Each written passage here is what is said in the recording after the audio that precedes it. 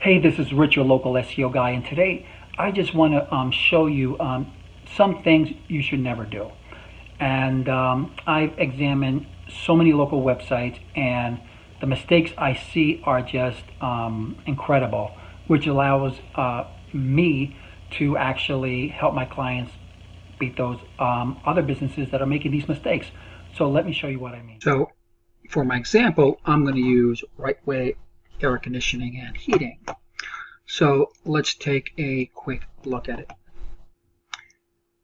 So let's take a look at a title tag.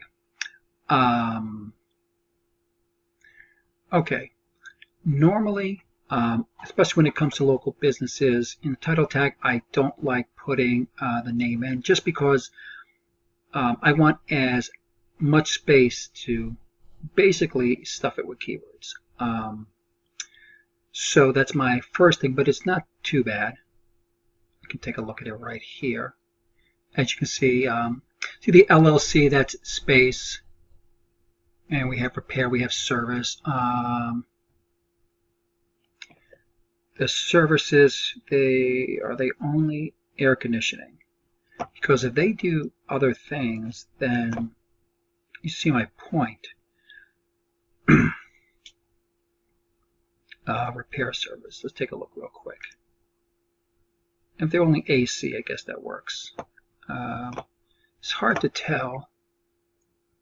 Air conditioning. Heating. Okay, heating and air conditioning. So I actually would save this space and actually put other things. Instead of Limburg, I would have put heating repair. They do boiler repair. Just as much keywords as possible. Because if you have the address, which is located, here's the address. So, and if structured language is being used, structured markup is being used here, Google is going to definitely see that this site is located in Limburg. And plus, this is a citation source. Also, in the I'm looking, all I see is repair. Okay, if you look at the bottom, it's hard to see, but let's go to the page, as a matter of fact. So it only says services repair, and we really could have made separate pages, in order to take advantage of the some of the main keyword terms for an AC and heating business. Taking a look at the logo up here, I'm looking at the alt tag, and it says dealer logo instead of actually, again, putting a keyword phrase here. Let me close this. Going back to the home page, let's take a look at content here. See what we've got.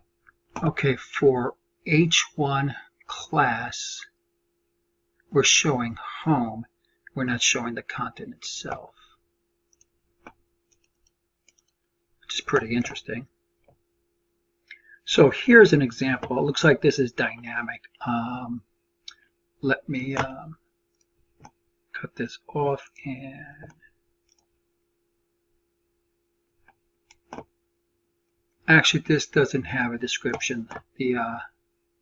So they have an issue there also. It was actually the first page you land on. So view inspection. So you can see the H1 tag, variable refrigerator volume AC in Long Island, New York. Don't know if I would use those terms, but that's fine if that's their major market.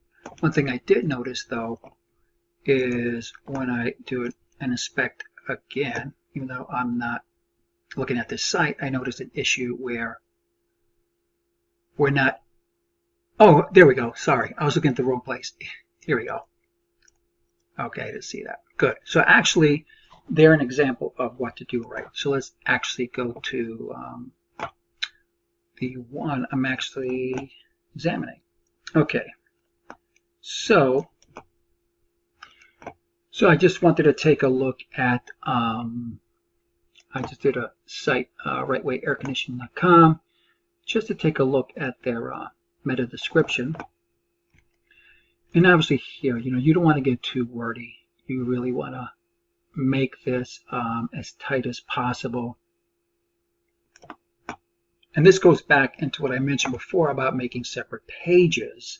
So you can get more, let's say, geothermal here in ductless, so they can have different pages with the meta descriptions with those important keyword terms.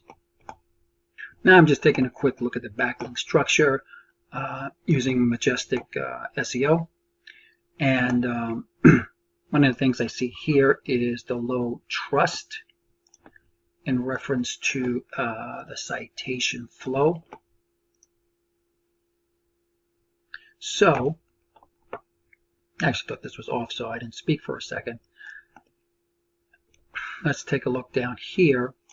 So right here, we don't see much in the anchor text, basically describing what this company does. You can see its URL, visit website, Rightway AC. So I'm not seeing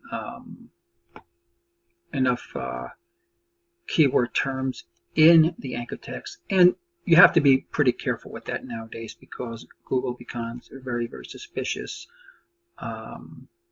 if you try to completely stuff it, but you can do it, and it definitely will help in your rankings as long as you don't go overboard. So let's take a look up here. It's pretty interesting, shopping jewelry. So the kind of backlinks they're getting. So let's take a look at backlinks. As a matter of fact, let's take a look at,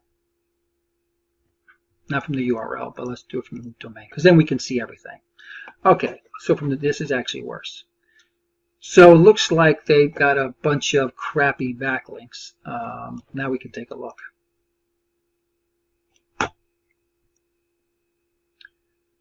And it's not from the same topical trust, with the exception of, I mean, you can't control this, the Better Business Bureau, but obviously it's a no-follow link, so you're really getting no power from that. And they have this other one. I don't know if this is, okay, so they put a trust of 13. And, okay, here's some other directories that are not that great because of the low trust flow. So it's a pretty shoddy backlinking that has been done. Really not a lot of good keywords and really not a lot of good sites. So there's a really lot of work on this website that needs to be done to really get it to rank better than it is. So I hope you enjoyed this video. This is my attempt to explain this as simply as possible without going into too much geekiness. If you have any questions, just post some comments at the bottom, and I'll try to answer them as best as possible. Thanks.